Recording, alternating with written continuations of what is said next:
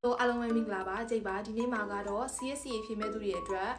ဘာပစ္စည်းကြီးတွေလိုအပ်လဲဆိုတာကိုပြောပြပေးမှာဖြစ်ပါတယ်အဲ့တော့အရင်ဦးဆုံးလိုအပ်တာကတော့ကွန်ပျူတာပါကွန်ပျူတာကကြတော့ကွန်ပျူတာMacBook ဖြစ်လို့မရဘူးပေါ့နော်Apple product ဖြစ်လို့မရဘူးဒီတိုင်း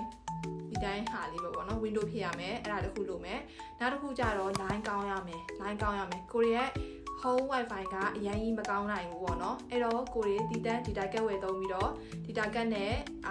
ဖြည့်ပါပေါ့နော်နံပါတ်3ကကြတော့ကိုရီတွက်ဖို့အတွက် file ပို့လိုမယ်ပေါ့နော်ရန်ကုန်ဘက်မှာကတော့ file ပို့တာတော်တော်လေးဝယ်ရတာလွယ်လိမ့်မယ်ပေါ့နော် file ပို့တည်လေးပဲကိုရီနယ်ဘက်ကကြတော့ file ပို့မရှိဘောလုံးက file ပို့မတွေ့တော့ဘာလုပ်လိုက်လဲဆိုတော့စက်ကူကို plastic တောင်းလိုက်တယ်စက်ကူကြတော့legal လောင်းပေါ့နော် A4 ကိုမလောင်းနဲ့ A4 ကလည်းသေးတယ်legal ကိုလောင်းပါနံပါတ်4ကကြတော့ပန်ပေါ့နော်တွက်မဲ့ fiber ပန်အဲ့ဒါဝယ်ရမယ်ပေါ့နော် fiber ပန်တခုသိထားရမှာဆောင်းဖြည့်ကန်ဒီ fiber ပန်တဲ့ကိုမှီနေအများကြီးမထည့်နဲ့ပေါ့နော်စာရွက်နဲ့ဖြည့်မဲ့သူတွေနော်အများကြီးမထည့်နဲ့မှီနဲ့ကိုအတော်ရှုပ်တယ်မှီအများကြီးထွက်ပြီးတော့လေအဲ့လိုမျိုးပေါ့နောက်တစ်ခုနံပါတ်5ကကြတော့ဖြတ်တဲ့ဟာ fiber ဖြတ်တဲ့ဟာ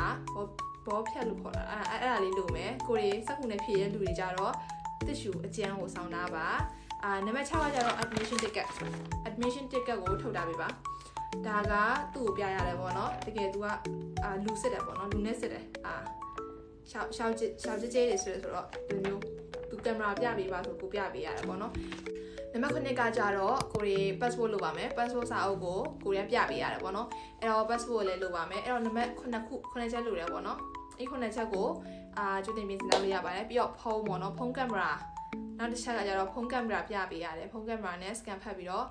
ဖြည့်ရတယ်ပေါ့နော်အဲ့ဒါလူတိုင်းသိမယ်ထင်ပါတယ်အဲ့တော့ချစ်ချစ်သားကြ bye bye